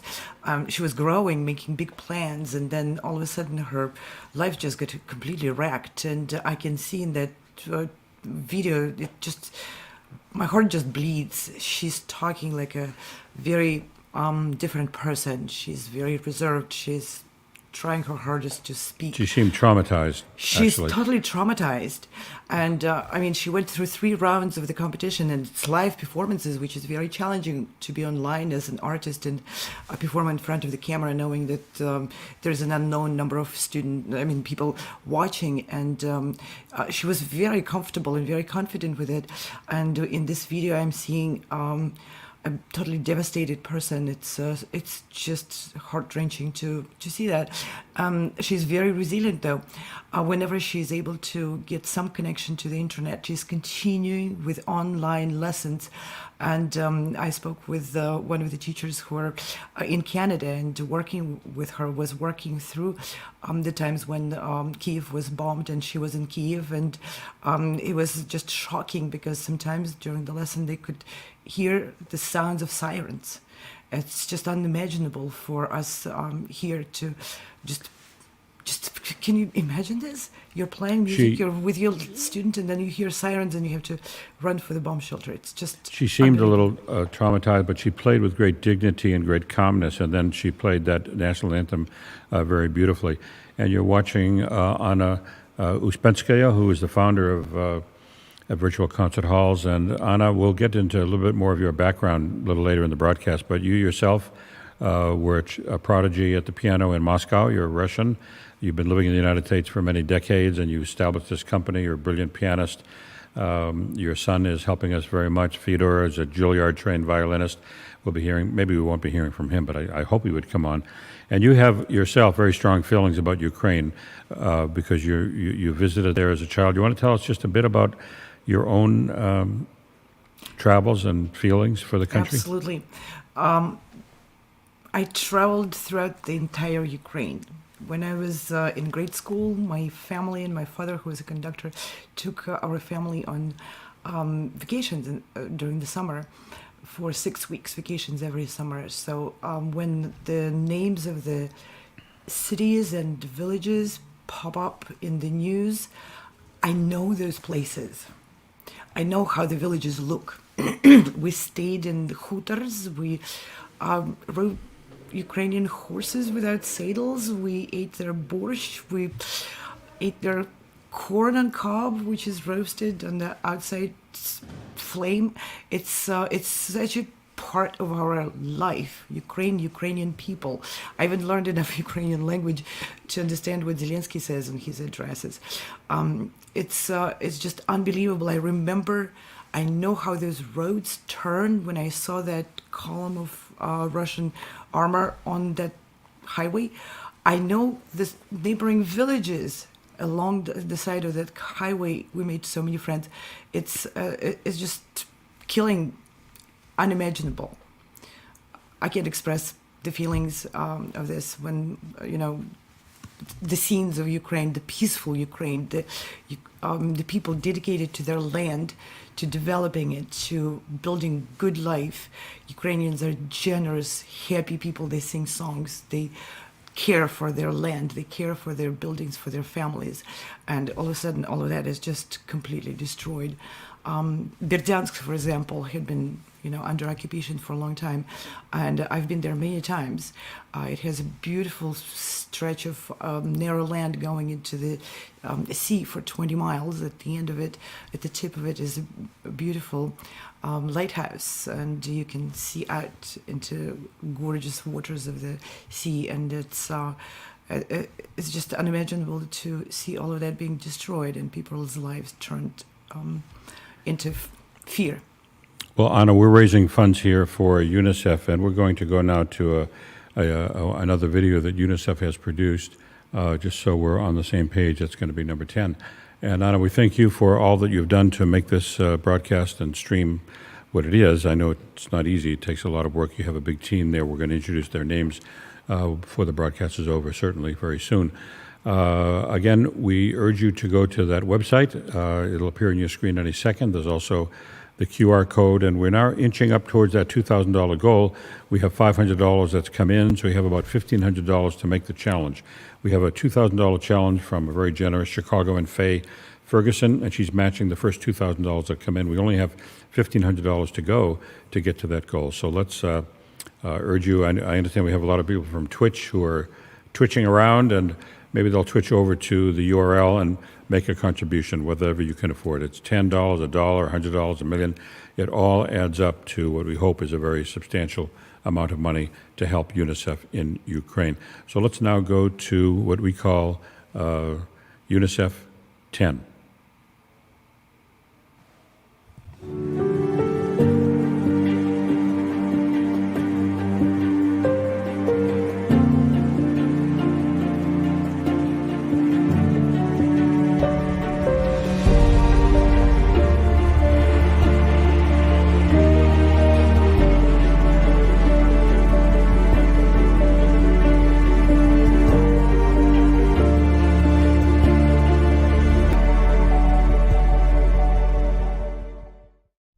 I'm in Ukraine, about 50 kilometers from the border of Poland. This border is packed with cars that have come for days and days to get to this point. People are also walking. This is 50 kilometers, that's a 10-hour walk. It's freezing, it was snowing a couple of minutes ago.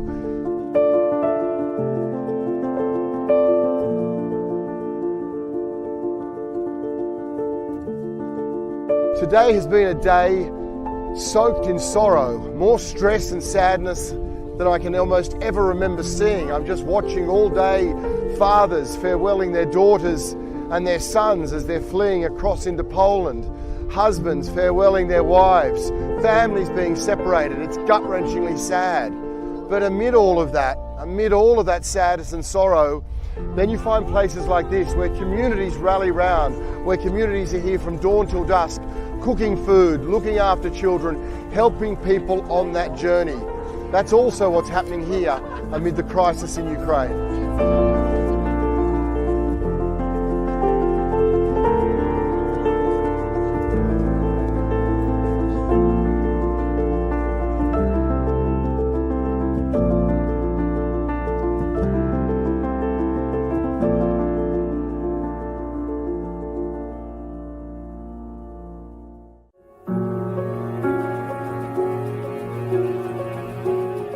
So basically you can see this is the biggest border crossing in Romania. The highest number of people come through here.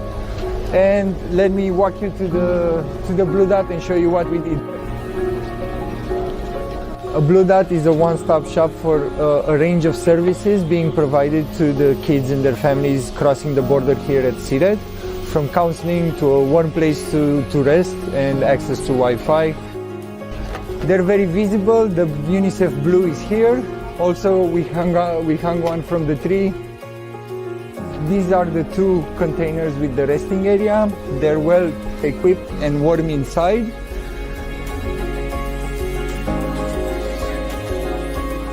These two, they're supposed to be offices where there will be laptops and we will register kids' moms. We're passing off the Blue Dot to the local authorities, and they're the ones that are gonna manage it from now on. We're also providing them with training, how to talk with people, how to talk with the kids, how to manage certain situations. And from this, we're trying to scale up the Blue Dot so they're connected to each other, so the next country knows what's happening in this Blue Dot with the family that's coming in from Romania. When they pass in Hungary on their way to Italy, let's say, which happens a lot, they already have the information. If the kids are vaccinated, if they have any medical issues, they already know the history, so they don't have to do it a second time.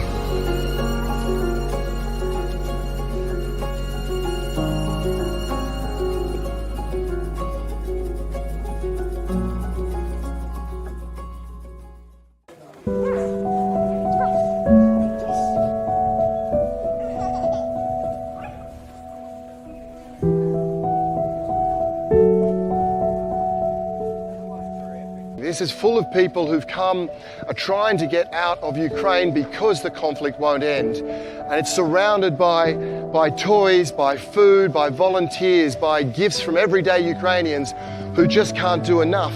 But it's also got kids like Alvira, who doesn't know where she's from, but knows she loves her hometown, doesn't know which country she's going to, but knows she doesn't want to leave. But while conflict continues, that's the reality. And while that's the reality, we need to support. Thank you. Today, 7.5 million children in Ukraine need to find safe water, shelter, and warmth. Show them the world cares. Support UNICEF on the ground in Ukraine.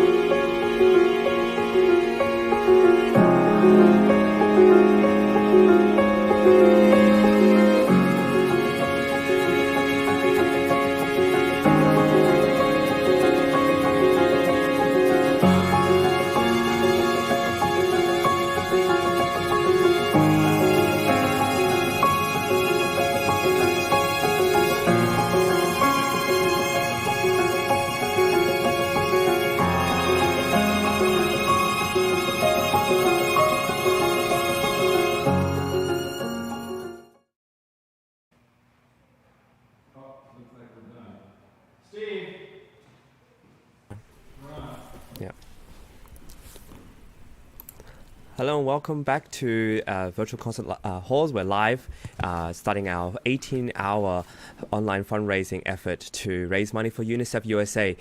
We just watched a collage of videos from UNICEF, and we're about to end our first session, and we're going to hop on to our next one soon. But before we do that, I want to thank you again, Steve, for waking up extraordinarily early to start this and spearhead the beginning of our 18-hour online live stream for UNICEF USA. And before we finish, we want to give a nice shout out to our Twitch community out there. Thanks to Avguste Antonov, who has been helping us promote this and raise awareness to this. It's really important, and I've heard news that we're actually in the top 3 of television hosts, podcasts, and everything on Twitch. And so this is your top 3 rows. This is just incredible effort. So we thank everyone on Twitch for all this, all your efforts, and absolutely. So yeah, thank you, Steve, once again. Real pleasure, and my getting up early is not much of a sacrifice when you see what's going on in Ukraine. So we appreciate your efforts too, Chris. Yeah, absolutely. So, and as we're going to end our first session, we're going to play a wonderful video prepared by Avguste Antonov, which is a beautiful video that he created himself of his own testimony, his thoughts, and everything that he's been doing. And I want to share this especially with our Twitch community because they're particularly close with him, and so I'm sure he's going to really enjoy this. And if for all those who are watching, I just want to remind everyone that there is a link provided, and to donate, you might want to donate in the link below, or you can feel free to scan any of the QR codes, this one or the one down there, to donate. Thank you once again for all your donations, and without further ado, let's hear from Avguste Antonov. My name is Avguste Antonov. I am a concert pianist and professor of piano in France. I am recording this short video on behalf of the live stream fundraising for Ukraine's children. I never thought in my life that I would see a war. I would see such crimes, a genocide in the 21st century. And that's exactly what's going on in Ukraine. Putin and the Russian army invaded an independent country simply because they didn't like that Ukrainians were thinking for themselves. They didn't like that Ukrainian children were living free. The war in Ukraine is illegal. It's a crime against humanity. It's a crime. It's a war crime, and Putin needs to be stopped now, not tomorrow, not in 2 weeks, not in 4 months, but now. And Ukraine's children are probably I'm gonna say this, are probably suffering suffering the most. It's mind-boggling. It is sad to see kids being displaced because of a war that nobody asked for. Kids being separated from their families, whether it is because the parents are fighting in the Ukrainian army or because they were killed by the Russians. Children are suffering right now, not because of something President Zelensky did or something the Ukrainians did, but because of Putin. I encourage you, I beg of you to donate to UNICEF for Ukraine's children. They need our help. They need your help. Thank you.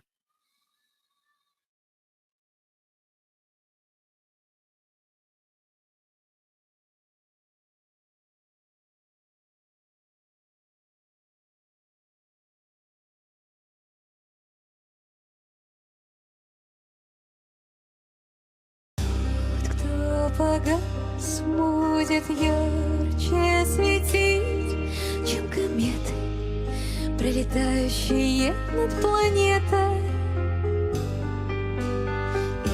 Из пустоты, без твоей красоты, не родится юностью умная птица.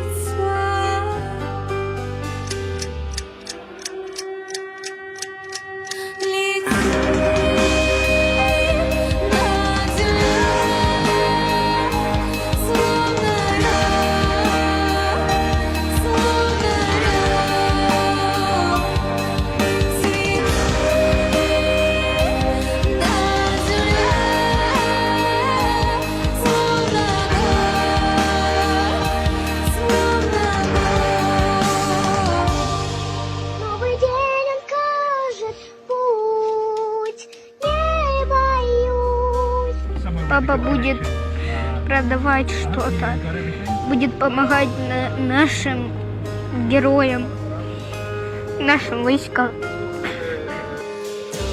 Кто тебя будет снова любить за рассветом? Близится вечное лето. Ночь до зари, ты в душе береги свою птицу. Не дай ей разбиться.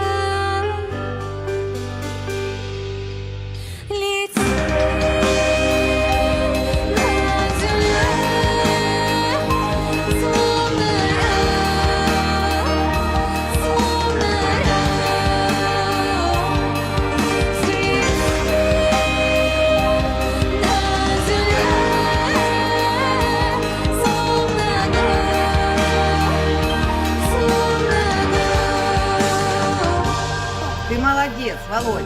Мы именно этого и хотели, и ждали от тебя.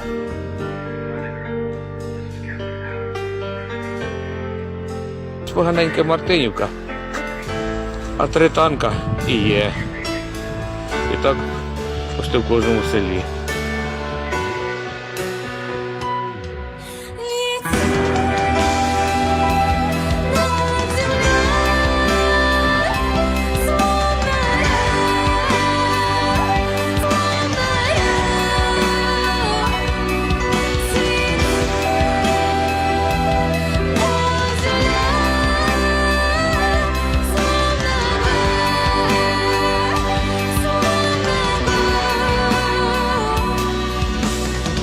Close the sky over Ukraine.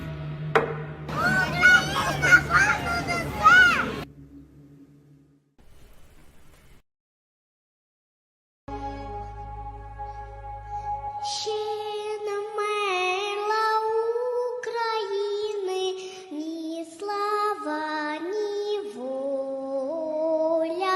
Ще не браття українці, усміхнеться доля.